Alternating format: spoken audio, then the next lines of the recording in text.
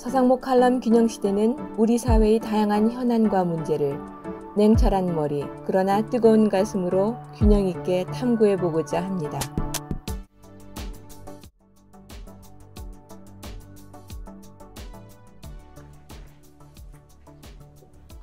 이번 주 이코노미스트지 커버 스토리는 AI 시대에 새로 부각되고 있는 가짜 정보 문제를 다루고 있습니다. 우선 인공지능 AI의 역사적 배경 그리고 그 의미가 궁금합니다. 우선 제 경험부터 먼저 말씀드리겠습니다. 네네. 2000년에 제가 정계를 은퇴하고 제 모교인 스탠포드 대학에서 한 2년 동안 교환 교수로 있었습니다. 네. 그때 많은 이제 IT 전문가들을 만났는데요. 네. 이분들한테 요즘 여러분들 저거 관심사가 무엇인가 이렇게 네. 물었더니요. 그 이구동성으로 Artificial Intelligence 이렇게 답을 했습니다. 인공지능이라는 얘기죠. 그래서 그게 도대체 뭐냐고 제가 물었더니 컴퓨터로 하여금 사람같이 생각을 하게 하는 거래요. 네. 그리고 참 희한하다 이렇게 했는데 불과 이제 20여 년이 지나가지고 이제는 이제 본격적인 AI 시대가 열린 것 같아서 상당히 감회가 깊습니다. 아까 역사적인 의미 말씀을 해주셨는데요. 인류 역사에 가장 중요한 게 저는 산업혁명이 아니었나 이렇게 생각을 하는데 우리가 그동안 몇 차례 산업혁명이 있었거든요. 그런데 이제 산업혁명의 주역은 새로운 기술을 만들고 그 만드는데 그치지 않고 이거를 사업화하는데 그 핵심 그 비법이 있습니다. 그래서 1차 산업의 영웅은 제임스 와트죠. 스팀 엔진을 만들고 2차 산업혁명은 대표 토마스 에디슨이죠. 그래서 토마스 에디슨이 만든 회사가 제너럴 일렉트릭, 제니스 뭐 이런 회사들이 아직도 있죠. 그리고 이제 3차 IT 혁명은 이제 빌 게이츠, 스티브 잡스 이런 사람들이 이제 만든 회사들 이제 기술을 개발하고 그거를 사업화 이제 성공을 했습니다. 그래서 지금 AI를 그다음에 이제 4차 산업혁명은 IT 혁명이 다른 분야하고 이렇게 접목이 되는 겁니다. 특히 이제 BT 분야가 돼서 생명공학이 엄청 발전하죠. 근데 지금 AI를 이제 5차 산업혁명, 이게 아직 공식적인 용어는 아닌데요. 5차 산업혁명의 핵심을 지금 AI로 잡고 있습니다. 이제 그거 관련해 가지고 이제 기업인이 샘 알트만 이런 사람이 이제 되는데요. 이 사람이 얼마 전에 작년 11월입니다. 챗GPT를 이제 출시를 해가지고 지금 많은 사람이 저도 이제 쓰고 있거든요. 많은 사람이 이걸 사용을 합니다. 근데 이제 구글도 있는데 그 구글하고 차이가 뭐냐면 구글은 뭐를 치면은 궁금한 게 있으면 레퍼런스를 쭉 줍니다. 그 레퍼런스 자기가 직접 읽어야 되거든요. 그런데 이제 그 챗GPT는 이렇게 구체적으로 질문하면 거기에 맞춤 서비스를 해주는 거죠. 그러니까 굉장히 시간이 절약이 된다. 그래서 이게 지금 새로운 이것이 이제 아직 다른 분야에 이렇게 적용되기 시작을 했거든요. 그래서 이게 이제 모든 분야에 적용이 되면은 엄청난 기술 발전이든지 경제라든지 또 정치 뭐 심지어는 우리 생활 면에서 큰 영향을 미칠 것으로 생각을 합니다. 네, 그러시군요.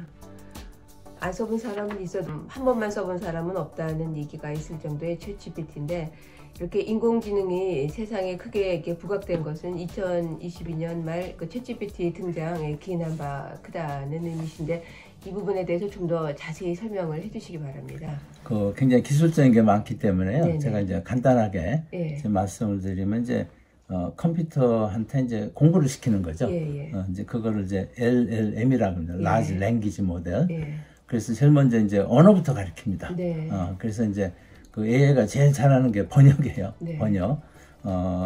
그러고 근데 그거에서 시작을 해가지고 그 다음에는 이제 언어만이 아니고 이제 그래픽도 읽고 이런 이제 이미지도 읽는 그러니까 지금은 거의 이제 만능적인 기능을 수행을 하고 있습니다. 그래가지고 얼마 전에 제가 이제 언론을 보니까는 앞으로 이제 인간을 뛰어넘는 인공지능, 그걸 이제 범용 인공지능, 그러니까 영어로는 Artificial General 인텔리전스, AGI라고 그러는데요. 지금 모든 세계적인 IT 회사가 이제 여기에 이제 투자를 하기 시작을 했습니다. 네. 그러니까 우리가 이제 왜 터미네이터 이런 영화를 보면은 로봇하고 사람하고 싸움에서 사람이 지지 않습니까? 네. 그러나 사람은 어디 지하로 들어가죠. 네. 그래서 이제 이런 사람을 뛰어넘는 이런 인공지능이 이제 모델을 개발하고 있기 때문에 네. 여러 가지 이제 부작용이라는 거기에 따른 이제 문제를 이제 걱정하는 동시에 그래서 지금은 이제 AI를 어떻게 다른 분야에 적용할 것인가 네. 그래가지고 생산성 높이는 것일까 이쪽으로 이제 방향이 가고 있고요. 네. 또 한쪽은 AI가 엄청 무섭거든요. 네. 그래서 여기에 따른 부작용을 우리가 어떻게 대응해야 되느냐. 그래서 두 가지 갈래로 지금 이제 흐름이 네. 세계적인 흐름이 가는 것 같습니다. 아 그렇군요. AI의 그 진화 과정은 어떻습니까? 그러니까는 AI는 처음에 이제 언어를 해서 네. 다른 것들 다 이제 가르쳤거든요. 네, 네. 그래서 만능이 됐는데 네. 그 이제 능력이 자꾸 더 커지는 거죠. 네, 네. 능력이 커서 방금 말씀드린 대로 인간의 능력을 넘어서는 네. 우리가 알파고인가요? 바둑. 네, 네, 네. 그래서 이세돌하고 해서 네. 그러니까 이 컴퓨터 한번 치면 이제 끝난 거예요. 네, 네. 이 컴퓨터는 계속 배우거든요. 네, 그래서 우리가 이제 그때 이제 처음으로 인공지능이 무섭다고 느꼈는데요. 네. 이제는 그런 게 모든 분야에 다 적용이 됩니다. 네. 그래서 이제 그게 이제 인간을 능력을 넘어서는 단순한 기억력만이 아니고요. 네. 생각하는 깊이도 인간을 넘어서는 그런 단계까지 지금 가고 있습니다. 네, 그렇군요. 챗GPT로 대표되는 인공지능 시대에는 경제는 물론 우리 삶에 지대한 영향을 미칠 것으로 생각이 됩니다. 우선 긍정적, 디스토피아적인 측면도 없지 않아 있을 수 있겠지만 긍정적 측면부터 설명을 해주시기 바랍니다. 긍정적 측면은 아까 말씀드린 대로 이제 우리가 번역, 네. 제가 한번 시험을 해봤어요. 예. 제가 이제 한글로 쓴 책인데 한 500페이지 되거든요. 네. 그거를 번역을 시켰더니 한 3, 4분 만에 영어로 번역을 해내더라고요. 네. 물론 전문적인 거는 좀 이제 어색한 부분도 있는데 네.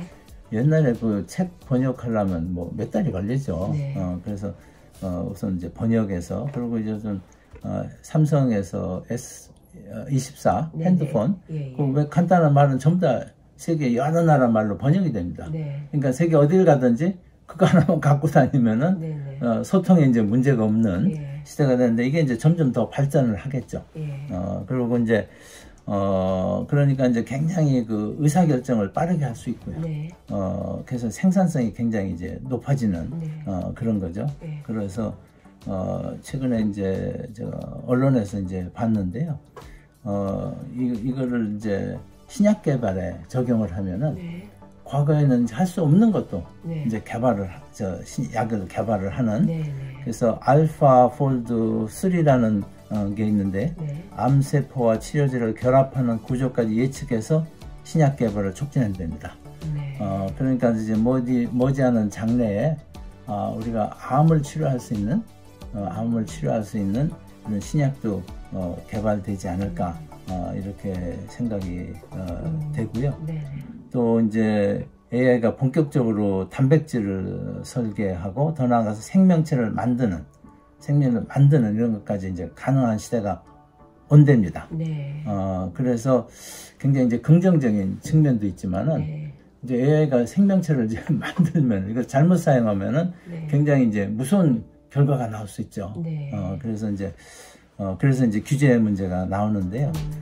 그리고 이제 아까 삼성 폰 얘기된 이제 애플이 괴물 칩을 지금 탑재를 한 신제품을 조금 있다 이제 발표를 한다고 그럽니다. 네, 그러니까 이제 삼성과 애플이 AI를 활용한 핸드폰 경쟁이 굉장히 치열해질 것 같아요. 그래서 이제 여러 가지 측면에서 생산성을 굉장히 높이는 그래서 이제 AI를 사용하는 사람과 사용하지 않는 사람 또 AI를 사용하는 기업과 그렇지 않은 기업은 완전히 하늘과 땅 차이가 나는 그런 시대가 전개되고 있습니다. 네, 미래가 이미 와 있다는 생각이 드는군요. 이러한 긍정적 측면에도 불구하고 AI 시대에 발생할 수 있는 여러 가지 또 부작용도 있을 듯합니다. 이 부분에 대해서도 말씀을 좀 해주시죠. 제일 많이 거론되는 게 AI로 인해서 네. 일자리가 없어지는 거 아니냐. 네. 이제 과거 이제 오토메이션은 이제 기계적인 일자리만 없어졌는데 AI가 있으니까 이제 그 상당히 그 기술을 요하는 지식을 기술 지식 집약적인 분야도 이제 위협을 받고 있거든요. 근데 여러 가지 이제 이론이 있는데 그동안에 이제 우리 산업혁명 과정 또 기술 발달 과정을 보면은 그 과정에서 많은 일자리가 없어졌죠. 그렇지만 동시에 많은 일자리가 새로 생깁니다. 그래서 제 생각에는 AI로 인해서 많은 일자리가 없어지겠지만은 또 이로 인해서 많은 일자리가 생길 것이다. 그러니까 전체 일자리는 크게 변동이 없지 않을까. 이것이 이제 많은 전문가들의 생각입니다. 그리고 이제 여러 가지 이제 또 하나 문제는 개인 정보를 침해당할 가능성이 있죠.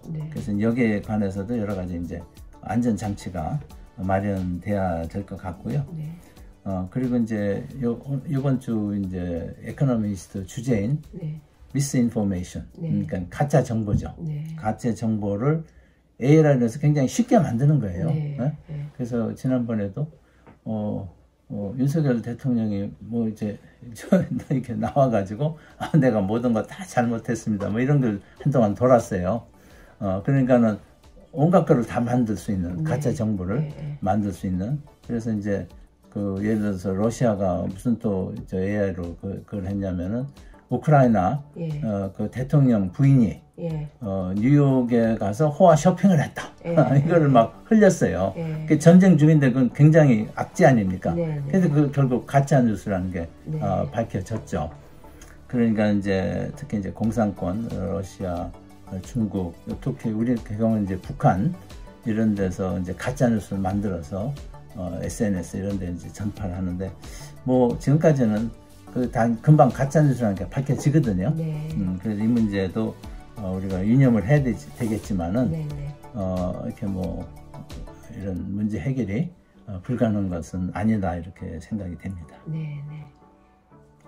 불가피한 부분도 있겠는데 이 부분 AI 시대의 부작용을 최소화하기 위한 규제의 필요성도 제기가 되고 있는 것으로 알고 있습니다.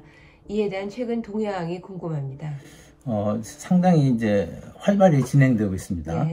그 작년 11월에 영국의 브래틀리 파크라는 데서 브래틀리 파크는 2차 대전 때 그 영국 최고의 그 암호 해독 기구가 있던 데입니다.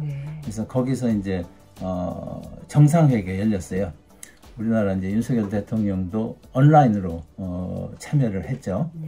그래가지고 이제 거기서 합의한 게 그때 한 28개 나라가 참석을 했고요. 그리고 그 일론 머스크 등 그 AI 기업의 그 대표들도 좀 다 참석을 했습니다. 그래가지고 뭔가 AI가 인간 중심적이고 신뢰할 수 있는 그리고 책임감 있는 이런 쪽으로 기술이 발달되고 가야 된다. 그래서 그렇게 되도록 뭔가 이거를 이제 분석하고 필요하면 규제도 하는 그런 기구가 있어야 된다는데 합의를 했고요. 그래서 6개월만 금년 5월 21일인데 얼마 안 남았죠. 이제 이게 이제 한국에서 열립니다. 그래서 이제 21일 날은 정상회의를 하고요. 22일 날은 강요회의를 하고 23일 날은 AI 글로벌 포럼이라고 해가지고 전문가들 이렇게 토론을 하는. 그래서 이게 이제 굉장히 활발히 여기에 대한 이제 이거를 이제 선의로 활용을 하고 악의로 활용하는 거를 방지를 하는. 우리가 이제 왜 원자력 해가지고 국제 원자력 기구가 있지 않습니까? 그 원자력이 좋게 활용이 되면은 굉장히 인류학에 큰 덕이 되는데 이걸 나쁘게 활용하면 큰 문제거든요. 그래서 IAEA라는 국제 기구가 있듯이 그래서 지금 결국은 이제 IAEA 같이 AI 분야에서도 그런 국제 기구가 하나 만들어져야 된다.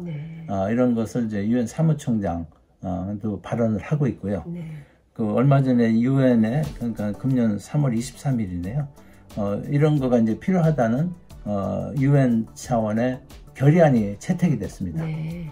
그래서 이제 상당히 활발하게 이런 문제가 제기가 되고 있고, 네. 여기에 이제 우리 한국이 네. 상당히 중요한 멤버로 네. 참여를 하고 있다는 말씀을 드리고요. 네.